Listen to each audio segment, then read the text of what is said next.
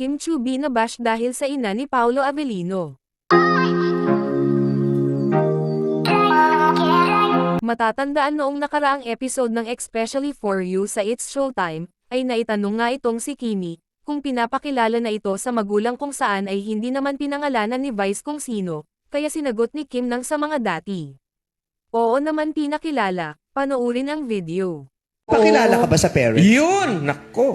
Doon sa mga dati, oo. Sa mga dati. Bakit yung sa ngayon, di pa? Wala namang ngayon. Gawin ako sa... Makarma? Hindi. Baka bukas. Sa naging tanong at sagot nga ni Kimi ay naging dahilan ito ng mga bashers na ito ay pag-usapan, pero kahit na ganun, ay marami pa ring naniniwala na talagang pinakilala na ito sa magulang ni Paolo Avellino kung saan nga ay nag-isip pa ito kung ito ba ay sasagutin niya ng oo. Maraming mga fans naman ang nakasuporta kay Kim at Paolo, ang importante nga ay masaya ang dalawa, kung ano man ang meron sa kanila, pero matatandaan naman sa interview ni Kimi na mas gusto niya na mas pina-private ang kanyang relasyon ng matagal bago publiko, ay dahil mas gusto daw niya na malayo sa intriga at gusto niya na mas makilala pa niya ang taong mamahalin niya kung ito ba ay sincere, at kung sigurado na daw siya ay aaminin na niya ito sa publiko. Dahil nga ayaw daw niya na pinakilala na niya sa publiko tapos pagkabukas ay naghiwalay na, kaya mas mabuti na daw yung may privacy muna.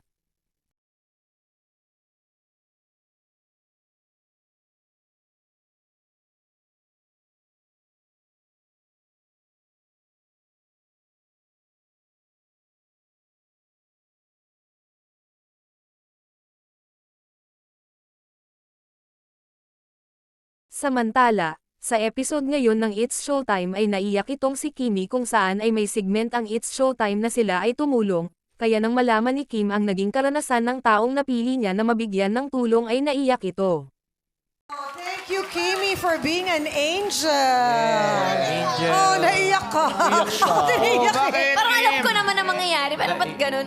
Hindi, ang tagal namin maghanap ng pangalawa kasi yung iba ilag, yung ibang mga ayaw. Tapos, Akala nila siguro, prank. ipaprank. Akala niloloko. So parang ang tagal talaga namin maghanap. Siguro mga 30 minutes pa, isang oras na kami. Nasaan na kaya? Ba't ganun? Tapos sabi ko na lang, pumasok na lang tayo. Huwag na tayo magpaalam kung gusto mo bang makatanggap ng ganito, ganyan. So parang wala nang ganun. Pumasok na lang kami bigla. Tapos nahanap niyo si Beverly. Sabi ko, sino dito yung mga ng mga sales lady? Tapos ayun nga, si Beverly nga yung napuntahan namin. Tapos parang sobrang dami niyang pinagdaanan sa buhay. Gusto niya maging nurse. Pero syempre magkano lang yung kita sa ukay-ukay.